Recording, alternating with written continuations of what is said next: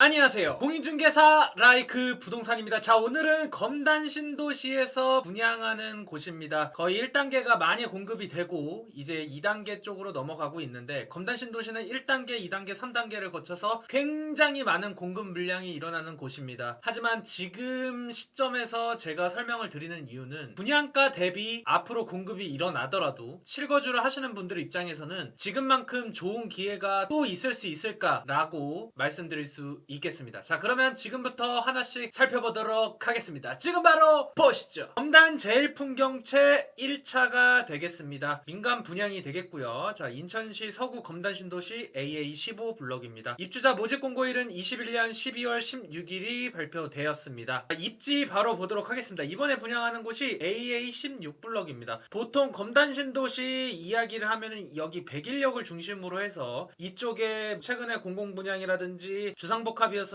검단 더 시글로라든지 이런 것들, 그리고 아래쪽에 많은 아파트 단지들 최근 근래 몇 년 거치면서 공급이 됐었었죠. 그리고 이쪽에 이제 뉴스에서 많이 나오는 부분, 이런 부분들도 기억하시면 좋을 것 같고요. 그래서 이번에 공급하는 곳이 이쪽인데 아직 이쪽에 분양 물량들이 많이 남았습니다. 거기에다가 이제 또 뭐냐, 사전 청약도 또 남았어요. 그래서 사전 청약보다는 이러한 민간 분양으로 바로 당첨받을 수 있는 그러한 쪽으로 접근하는 게 저는 조금 더 좋지 않을까라는 생각이 듭니다. 그리고 이쪽이 개통하는 신설역 이 두 곳이 추후에 인천 지하철 2호선이라든지 GTX D 노선이라든지 이런 것과의 접근성에 조금 더 유리할 수도 있는 부분들도 약간 나오고 있는 부분이 있어서 그거를 크게 생각하지는 마시고, 무엇보다도 마곡지구와의 접근성이 좋아지는 도로가 개통이 된다라거나 이러한 역이 신설이 됨으로써 마곡지구가 일자리가 앞으로 계속 충원이 될 텐데, 그쪽과의 접근성이 좋은 신도시, 신축 아파트이면서 가격도 저렴한 이러한 곳들에 대한 호재가 분명히 앞으로도 큰 영향을 주지 않을까라는 생각이 듭니다. 그래서 여러분들께서 아마 분명히 고민을 많이 하실 겁니다. 2022년, 23년 입주가 굉장히 많아지고 전세가가 과연 버틸 수 있을까? 그리고 앞으로 2단계, 3단계도 남았는데 공급 물량을 다 버틸 수 있을까라는 이야기를 하시겠지만, 개인적으로는 분명히 이러한 공급 물량에 대해서 조정이 올 수도 있지만, 그래도 이 역과의 접근성이 좋고 주변 상권이 점점 개발이 되고, 특히나 이 백일역 쪽은 입주하는 시점이 되면은 어느 정도 형성이 좀 많이 되어 있을 겁니다. 그리고 이쪽에 신설되는 역 쪽 주변으로도 중심 상권이 이제 형성이 될 거고요. 그렇기 때문에 그러한 부분들을 잘 기억을 하시면 지금 분양가가 주변 시세 대비 충분히 이점이 있고, 그리고 검단 신도시 백일역 주변으로의 아파트 가격들이 분양가 대비 시세 상승이 얼마나 됐는지를 생각을 해본다고 하시면 충분히 신청하는 데는 어렵지는 않을 것이라고 생각이 듭니다. 상세 입지를 보겠습니다. 자, 이쪽에 백이역 쪽에 보면은 중심 상업시구,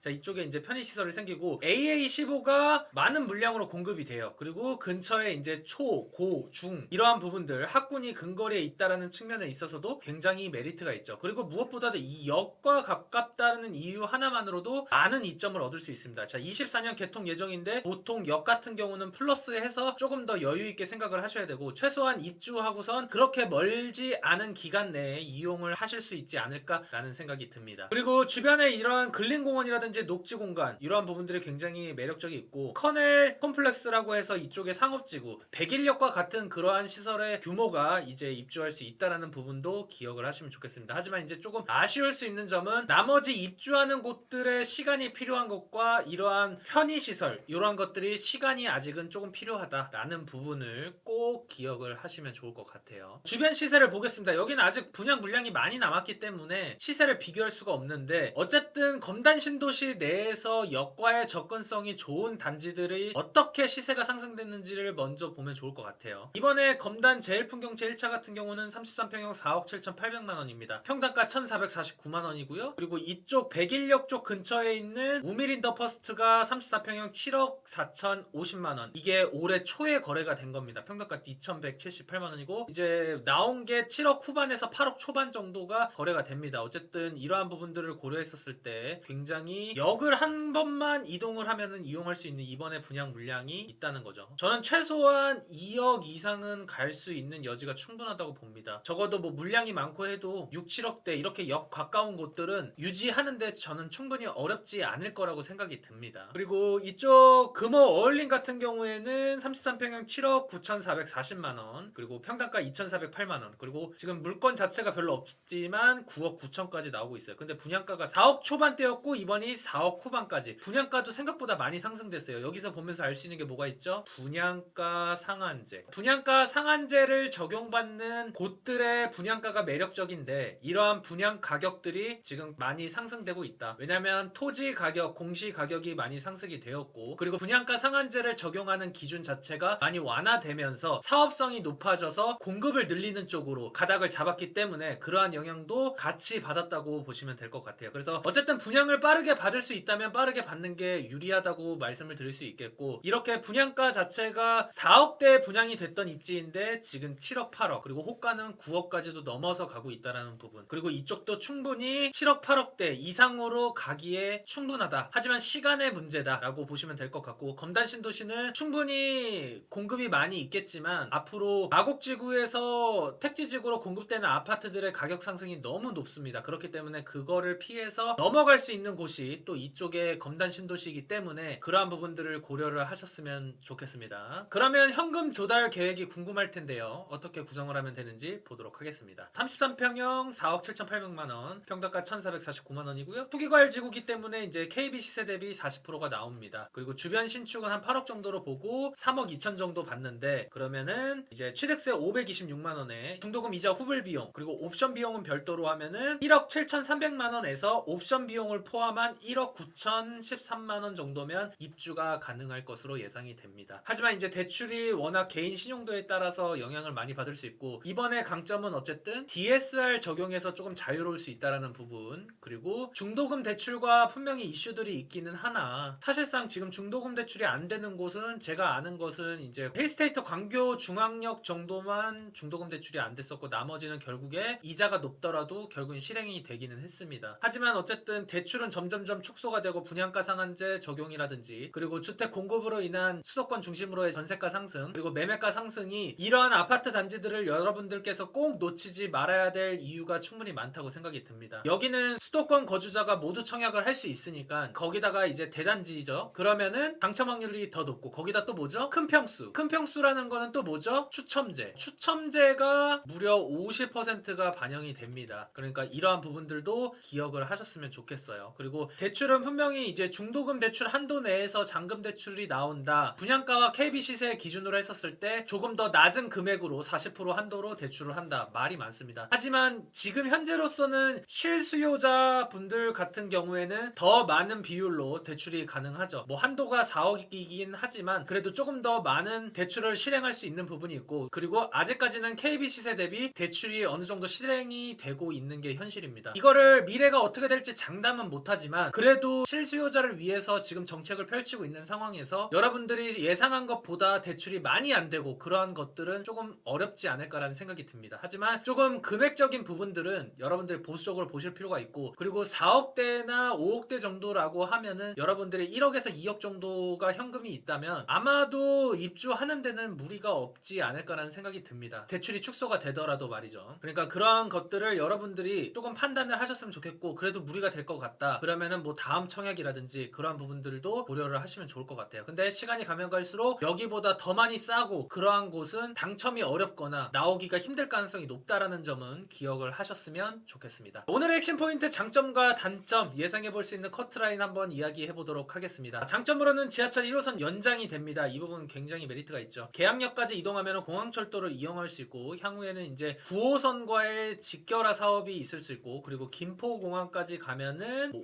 5호선이라든지 9호선 환승이 가능하죠. 이 직결화 같은 경우에는 생각보다 조금 걸릴 수가 있기 때문에 조금 별개로 하고, 여기에다 이제 뭐 5호선 연장이라든지 뭐 GTX 노선이라든지 이런 부분들이 있지만, 사실상 제가 검단 신도시 이야기하면서도 많이 말씀드렸습니다. 입주 물량이 아직도 많이 남고 교통을 빠르게 하기에는 아직도 여러 절차들이 너무 많이 남았습니다. 그렇기 때문에 현실적으로 볼 수 있는 거는 김포공항까지 이동을 한다라든지, 그리고 인천 1호선의 연장이 그래도 빠르게 이루어지는 편이라는 점을 중점적으로 보시는 게 좋을 것 같아요. 물론 이런 게 다 되면 좋죠. 하지만 이러한 부분들 구분을 하셔서 받아들여야 된다는 부분 기억하셨으면 좋겠습니다. 도보권으로 가능한 학군 아까 다 설명드렸죠. 그리고 녹지 공간이 굉장히 많고 택지지구로 개발이 되었기 때문에 굉장히 주거 환경이 쾌적합니다. 그래서 이러한 부분들 장점이 있고, 그러니까 마곡지구 같은 경우에는 대기업이나 일자리가 거의 뭐 한 60% 그 정도밖에 안 들어왔습니다. 근데 나머지가 다 들어오면은 주택이 많이 필요한데 사실상 지금 현재 있는 주택들은 굉장히 가격이 많이 높고, 그렇다고 그쪽 근처에 있는 강서구에 있는 빌라가 있는 곳으로 갈 것도 아니기 때문에, 왜냐면은 이쪽에 일자리를 가지고 계신 분들은 고품질의 일자리가 많습니다. 그렇다는 건 연봉도 높고 지금 현재 자금이 많이 안 되더라도 추후에 상승 여력이 많은 분들이 계시기 때문에 이러한 쪽에 관심을 많이 가질 가능성이 높습니다. 그렇다는 거는 공급이 많더라도 전세가가 흔들리는 상황 속에서도 어느 정도 방어가 될 수도 있는 그러한 여지도 있다라고 보시면 될 것 같아요. 근데 이제 뭐 22년, 24년도에는 지금 공급이 됐던 입주 물량이 많이 몰리기 때문에 그러한 부분들은 고려를 하실 필요는 있습니다. 어차피 근데 자기가 실거주 하시는 분들이기 때문에, 왜냐면 당첨이 실거주 아니신 분들은 사실상 어렵잖아요. 그렇기 때문에 그러한 것들을 고려한다고 하면은 그 부분이 크게 걱정할 부분은 아니지 않을까라는 생각이 듭니다. 그리고 커넬 콤플렉스 중심 상업시설이 이제 생기고 신설역 주변에도 상권이 이제 생긴다라는 부분, 하지만 이게 시간이 좀 걸릴 수 있다. 그리고 거주 의무 기간이 없다라는 부분 기억을 하셨으면 좋겠습니다. 하지만 전매가 걸립니다. 전매 제한 5년이 있으니까 이 부분 기억을 하시면 좋을 것 같아요. 단점으로는 규제지역 5년 전매 제한, 그리고 10년간 재당첨 제한이 됩니다. 재당첨 제한 같은 경우에는 투기과열지구 및 청약과열지역에서 공급되는 물량에 대해서 적용이 되고요. 편의시설 구축까지 시간이 필요하고, 서울 주요 일자리와의 접근성이 아직 원활하지 않다. 어쨌든 광역교통망이라든지 광역고속도로라든지 이러한 부분들이 조금 필요하다. 그리고 뭐 인천 지하철 2호선이라든지 뭐 5호선이라든지 이런 것들이